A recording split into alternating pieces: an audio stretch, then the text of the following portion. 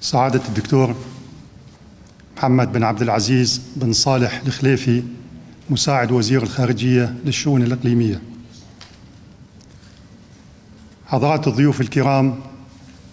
الزميلات والزملاء الحضور، أيتها السيدات والسادة، أرحب بكم جميعا في ندوة سوريا إلى أين، والتي تنعقد بالتزامن مع ما تمر به الساحة السورية من تحولات كبيرة بعد انقضاء عقد مرير دفع الشعب السوري فيه ثمناً باهظاً لنيل حريته وكرامته، حيث حول عنف النظام وإجرامه الساحة السورية من احتجاجات شعبية ذات طابع سلمي إلى حالة مستعصية من الاستقطاب الدولي. وعلى الرغم مما آلت إليه أوضاع السوريين اليوم، إلا أننا أشد إصرارا من أي وقت مضى على تحقيق المطالب المحققة والعادلة لشعبنا، وتعزيز هويتنا الوطنية الجامعة، والتوصل إلى عملية انتقالية لا مكان فيها لبشار الأسد ونظامه، وعلى توحيد كلمتنا في سبيل محاسبة الجناه وتحقيق العدالة بحقهم وضمان عدم إفلاتهم من العقاب. ولذلك فإننا نجتمع في هذه الندوة لتقييم عملنا وتصحيح الأخطاء التي وقعنا فيها خلال مسيرتنا الشاقة لتحقيق دولة ديمقراطية حرة موحدة تقوم على أساس سيادة القانون وحق الجميع في التعبير والتمتع بحقوق المواطنة المتساوية وواجباتها دون تمييز.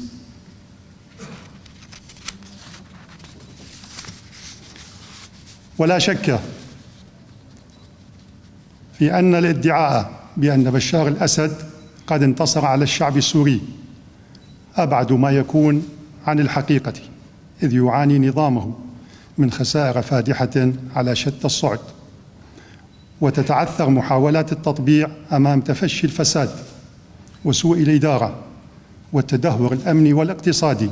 وفقدان القيم الأخلاقية والإنسانية وتردي الأوضاع المعيشية وانهيار الليرة السورية وانحدار سوريا إلى أدنى دركات الفساد والفقر والبطالة على مستوى العالم، فيما يخوض حلفاء بشار المنهكين معركة دبلوماسية يائسة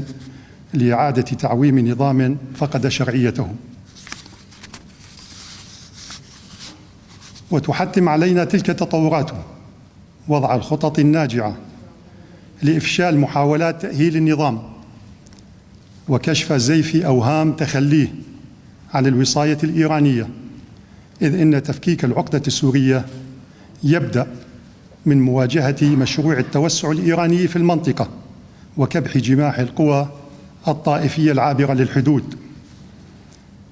وحتى لا تذهب تضحيات شعبنا سدى، يتوجب علينا تجديد العهد لشعبنا بأن نجعل قضيته بوصلتنا، وأن يكون رفع معاناة هدفنا الأسمى، وإنفاذ العدالة في حق من أجرموا بحقه أولوية لنا، وأن نبذل غاية جهدنا في إيجاد الحلول والخروج من حالة الاستعصاء التي تمر بها بلادنا، وأن نحشد سائر فئات مجتمعنا ومكوناته في معركة المصير الواحد والعيش المشترك. ولا يمكن تحقيق ذلك إلا من خلال معالجة الأخطاء التي وقعت فيها مؤسسات الثورة وتصويب مسارها والارتقاء بأدائها وتعزيز فاعليتها، وضمان تمثيل أهلنا كأصحاب حق ينافحون عن قضيتهم ويدافعون عن أرضهم ويصونون هويتهم ويستحوذون على زمام المبادرة. ومن هنا جاءت الدعوة لهذه الندوة، والتي تهدف إلى جمع النخب السورية الفاعلة وتمتين أواصر التنسيق والتعاون فيما بينها، وتوفير أجواء الحوار الودي بين مختلف أطرافها، والتشاور بشأن آليات التعامل مع المستجدات. ولنؤكد للعالم أجمع أن قوى الثورة السورية هي رقم صعب في المشهد الإقليمي والدولي، وإنها لا تزال تمتلك رصيداً ضخماً من الحيوية والفاعلية والقدرة على تجديد الدماء، وبأنها تقف في صف واحد ضد النظام وإجرامه والعمل على إسقاطه كحل أوحد لتحقيق عملية انتقالية ذات مصداقية. ولذلك فقد حرصنا على أن يكون حضور هذه الندوة سورياً بحتاً، وأن نجمع بين مؤسسات الثورة والمعارضة ومختلف القوى السياسية ومراكز الفكر ومنظمات المجتمع المدني وممثلي الجاليات السورية والإعلام السوري وعدد من الشخصيات المستقلة في 8 جلسات تهدف إلى مراجعة حساباتنا وإعادة ترتيب أولوياتنا والتدارس فيما بيننا حول معالجة الأوضاع التي آلت إليها البلاد، وصيانة المبادئ التي لا نتنازل عنها، وتعزيز الثوابت التي قامت الثورة السورية لأجلها، وتحديد سبل النهوض بأدائنا لتحقيق الآمال المنشودة.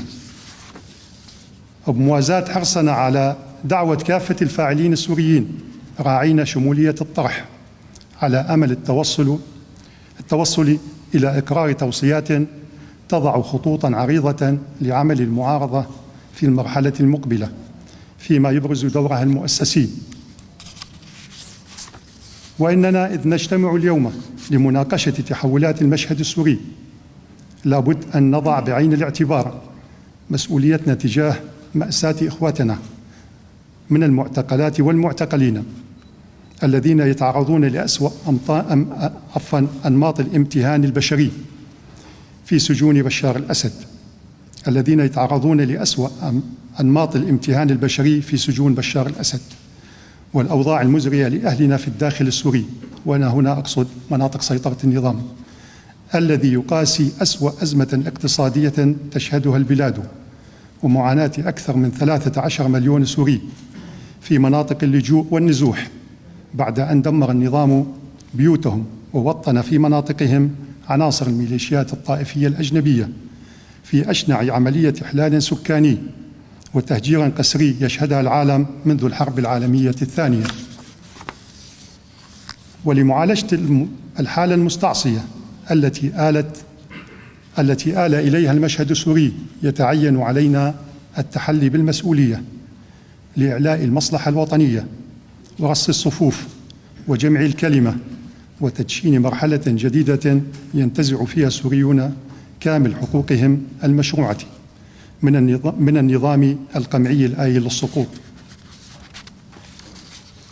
وإذ نفتتح هذه الندوة ليطيب لي أن أجدد الترحيب بهذا الجمع الكريم، ونؤكد على أن أيدينا ممدودة لجميع من لم يتسنى لهم الحضور في فعاليات مستقبلية تعزز التواصل الإيجابي خارج إطار الوصاية الخارجية ومحاولات الفرز الإقليمي ومعارك الاستقطاب الدولي. ولا يفوتني توجيه الشكر إلى دولة قطر على مواقفها المبدئية الثابتة ودعمها الجهود الدولية لإنفاذ القرارات الأممية، وعلى دعوتها لمحاسبة من ارتكبوا انتهاكات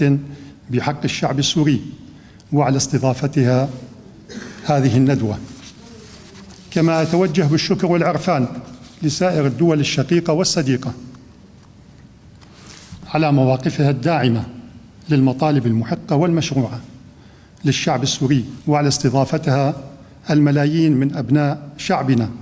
الذين فقدوا الأمن والأمان في بلدهم، وسعيها لتحقيق عملية انتقال سياسي حقيقي وإنشاء نظام ديمقراطي تعددي لا مكان فيه لبشار الأسد ولكل من تورط بارتكاب الجرائم بحق السوريين. ويحظوني الأمل أيها الأخوة بأن تسود في الجلسات المقبلة أجواء الحوار الهادئ والودي الذي لا تنقصه الشفافية، وأن نمتلك الصراحة اللازمة لتحديد مكامن الخلل ووضع آليات معالجتها دون تعد أو تجاوز أو تجريح. وأتمنى أن تكون هذه الندوة باكورة لقاءات قادمة تشمل كافة ألوان الطيف السوري في المستقبل القريب. والسلام عليكم ورحمة الله وبركاته.